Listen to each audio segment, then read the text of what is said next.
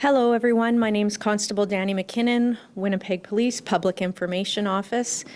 Thank you if you're joining us here in person or virtually online. Have one matter to release on today, but before that I will begin with our land acknowledgement.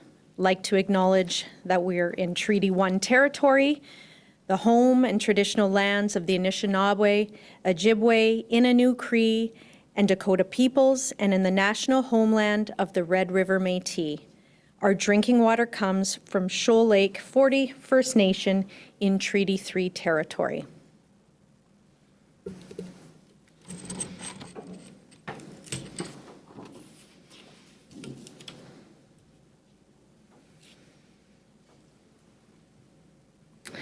Also like to provide a content warning. I know there's a written one here, but for anybody who's tuning in live on Facebook, this media release does contain some sensitive information dealing with child abuse matters, and please take caution in following along.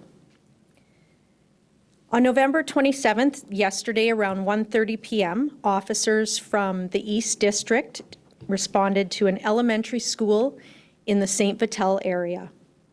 There was a report of an adult stranger who had entered the school building and confronted a child. The school was immediately placed in a hold and secure. An initial investigation between the school administration as well as the police determined that once inside the school, the suspect had hid in a washroom stall. This was a children's bathroom, by the way. When a student exited an adjacent stall that they were using, the man grabbed hold of the child. The child fought back and managed to break free from the suspect, ran to a teacher, and made a report. They were not physically injured and did not require any medical follow-up. The suspect fled the scene. A witness who was out front in the area, very eagle-eyed, saw this suspicious man run away and followed him, and it led to a mall in the 1200 block of St. Mary's Road. Now, police at the same time had been notified of the incident, knew that the suspect was following, and very keenly ahead made arrangements with the mall, and security was of great assistance. They learned that the individual had entered the mall and then subsequently exited, and he was taken into custody in the parking lot. The child abuse unit took over the investigation, and a 28-year-old man, Scott William George, has been charged with the following offenses: assault, forcible confinement, and failed to comply with prohibition order regarding children ×2. He's been detained in custody. And as a reminder, the Winnipeg Police Service encourages parents and caregivers to continue talking to your children about safety and the power of see something, say something. That's exactly what happened yesterday. And we've included some resources such as the Winnipeg Police Service website, cybertip.ca, our victim services phone number. And lastly, this investigation is continuing. If anyone wishes to speak to an investigator, they may call the Child Abuse Unit, 204-986-3296. You can also make an anonymous report if you would like to on Crime Stoppers, 204-786-TIPS, or use the winnipegcrimestoppers.org link. In case of any emergency situation, of course, call 911. I can take a few questions, but before I do that, I will specify that we will not identify the school name here. I will not identify the child's age or gender as well. Dani, can you tell us anything about the suspect in this case? We see that he's got two failed to comply with previous prohibition involving children. Was he known to police? What does his record look like to your knowledge?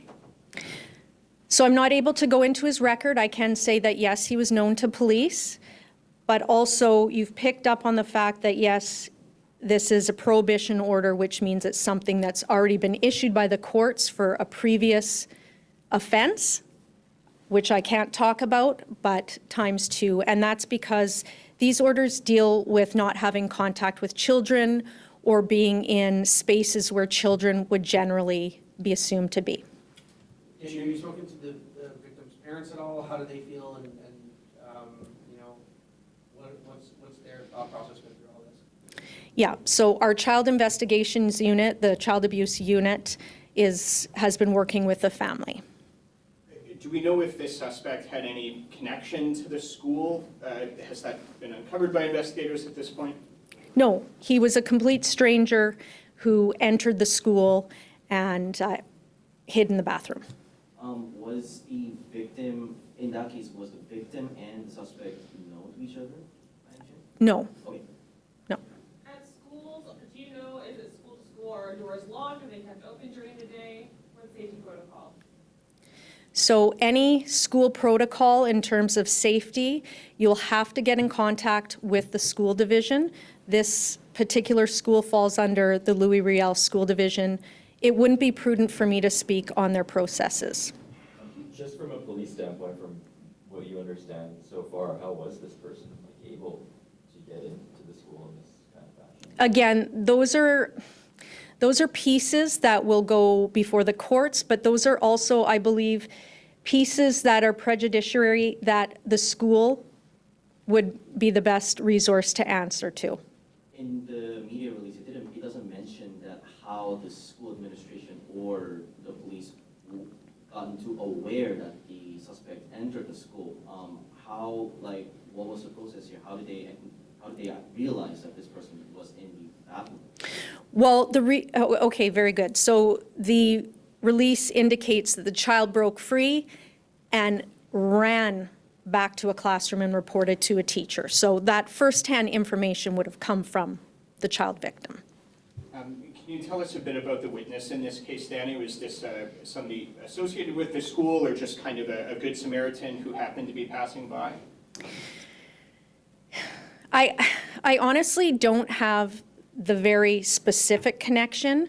I do believe that they had a loose connection with the school, and from what I've learned, it sounds like they just happened to be at the right place at the right time and saw somebody exiting the school and believed that this individual was suspicious and did their own follow-up. And like I said, they may or may not have had some contact with an individual school member. I don't know. I don't want to assume. But I will say that is some really proactive, excellent work. I mean, they weren't in danger because this person was on foot and they were in a vehicle, and the police were contacted and they worked together and found this person really quickly, because we know that when a suspect is keen to get away, and they can very quickly, with some time, hop on a bus, as we know, go into a residence. There's a number of businesses that they could quickly jump into. So this was just very proactive on everybody's part. Thanks. This individual outside of school, did they also make contact with 911? I don't know. Do you know if there was anything, this suspect, that made them appear suspicious? Were they wearing a mask? Obviously, they were running out of the school. Just wondering if there was anything like that that might have tipped this kind of witness off that, okay, something's wrong there. Again, I'm not holding anything back. I really don't know the connection. I know that there was a loose connection with school, and whether it was they knew the administration or I don't think it was apparent. They saw an individual exiting the school, and that person did not belong in that school. It was pretty obvious. Has this man ever been involved in an incident like this within a school before? You know, again, I talked at the beginning, we don't talk about the specific details of past investigations or past convictions. We know that this person, obviously, based on the court order, has had some type of criminal background involving children to have had this prohibition order, but I can't speak to background on any other offenses You mentioned or investigations. You mentioned that the school administration notified the police after they were notified by the child. What was the response time in terms of the officers arriving to the school? I understand it was very quick. Do we have like a? No. The suspect was taken into custody outside of the mall in the parking lot. Was it security from the mall who initially apprehended this suspect, or was it police who? I don't believe so. I believe police apprehended him. The aspect that security was involved in was, checking the interior of the mall, looking for the suspect, which had a description provided, and they did a very good job at liaising with police quickly. Do you have an idea about a motive? Why would this suspect do this?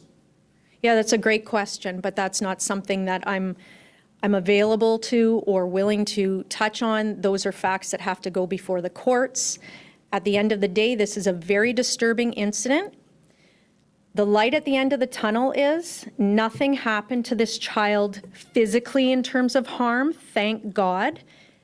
And what a brave student, because as we know, under these type of stress situations, you can react with fight, flight, freeze. All of them are appropriate. All of them are different for people under different circumstances. But this child fought their way out and quickly made a report. And here we are today. This person is in custody and did not have an opportunity to harm anybody else. This man has a long court record, including sexual interference. You mentioned he was known to police, but was he monitored in the community at all? I can't speak to that. You mentioned the media release says the school was placed in hold and secure, and officers responded around 1:30 p.m. When was the hold and secure lifted? I don't know. Yep, so just so you're aware, the hold and secure protocols or the lockdown, those are school protocols and procedures. Those are not initiated by the police. So you would have to, again, reach out to them to get the specific times on that. I will say that that was not lifted, from my understanding, until police were there, cleared the school, made sure there was no longer a threat to the school or the community. Just for members of the public who might be watching and don't understand what failed to comply with prohibition regarding children, are you able to explain? I can give a very brief, high-level overview. It means somebody has been involved with a previous offense where a judge has issued a subsequent court order upon their release or upon their time that they've done in custody, and this is all anecdotal, and their offense had to do with a child offense. So this means this is a preventative tool, a very high-level preventative tool that says you're not allowed to be around kids. Sometimes they have a certain age, under 16 or 14, again, depending on the victim's age. I don't know the specifics of this one. It just, in a nutshell, means this person has had previous child offenses. If a parent's going to be watching this, maybe concerned about their own child, I don't know, what advice would you give to parents on how to put preventative measures in place? I know obviously schools have measures in place, but just curious on that. Well, whatever parent or schools or combination of both provided to this child, they did a great job. And it's just always open communication, open education, prevention, do little trial runs. At the end of the day, if something looks wrong, feels wrong, fight your way out of it, talk to a safe adult. This safe adult happened to be down the hall in the child's classroom, thankfully. Dani, I'm not sure if you'll have an answer to this, but do we have any idea what the suspect did when they were inside the mall? No, They were no. shopping, or this was an attempt? to kind of- I don't think they were there very long. Okay. The suspect didn't have any weapons on them. No, there's no weapons charges. No other children were impacted. No. Any final questions? Just out of curiosity, did the school have the school resources officer at the time, or is that school just does not have a school resources? Yeah, this school division doesn't utilize the SRO program. Anything else? Thank you very much for joining today.